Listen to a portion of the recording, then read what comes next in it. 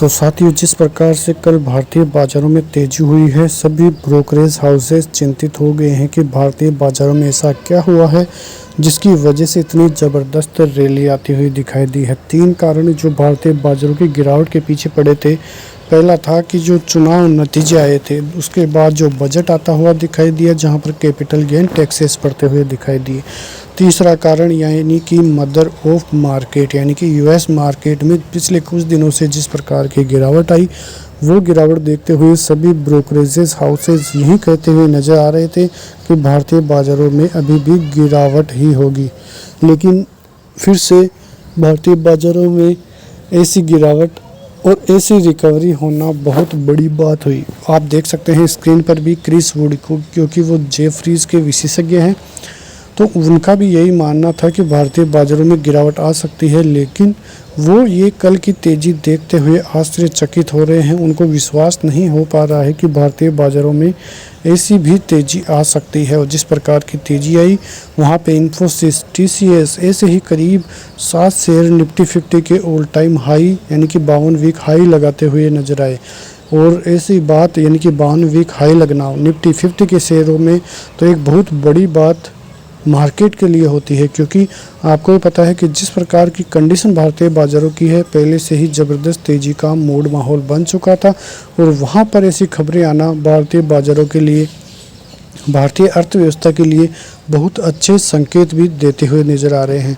जिस प्रकार से बजट में कई घोषणाएँ हुई, वहाँ पर जो डिफिसिट की भी जो खबरें आते हुए दिखाई दी, तो इकोनॉमी पर उसका भी प्रभाव पड़ता हुआ दिखाई दिया है। कल निफ्टी की बात करें तो करीब 428 पॉइंट की तेज़ी, 0.25% की तेज़ी के साथ ऑल टाइम हाई बनाते हुए नजर आया। बैंक निफ्टी भी निचले स्तरों से ज़बरदस्त सुधार आता हुआ नजर आया। फिन सर्विसेज में ज़्यादा तेज़ी नहीं, करीब 100% तक की तेज़ी। आईटी सेक्टर में करीब 2.5% तक की तेज़ी। और मिड कैप इंडेक्स में भी बहुत ज़बरदस्त तेज़ी देखने को मिली है। जिस प्रकार से बात करें लार्ज कैप शेयरों की, तो वहाँ पे तेज़ी आना मुमकिन था, लेकिन जो मिड कैप शेयर थे और जो शॉर्ट कैप शेयर थे, वहाँ पे तेज़ी आना थोड़े जो है नेगेटिव संकेत आगे जाके, यानी कि पहले भी कई ज़बरदस्त तेज़ी मिड कैप और स्मॉल कैप शेयरों में आते हुए दिखाई दी है। तो एक थोड़ा बहुत करेक्शन भारतीय बाज़ारों में आना चाहिए था, लेकिन वो करेक्शन आता हुआ दिखाई नहीं दिया।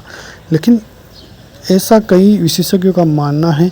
और आप चार्ट पैटर्न्स भी देखें तो यही अनुमान लगता है कि जब भी कोई इवेंट आता है और वहाँ पे खबरें आती है, थोड़ा बहुत करेक्शन और कंसोलिडेशन के बाद एक 3000 पॉइंट की रैली आना संभव है, यदि वो करेक्शन लोअर लेवलों पे न जाए तो आप पिछले कई दिनों से देख सकते हैं कि ऐसा ही ट्रेंड बन रहा है।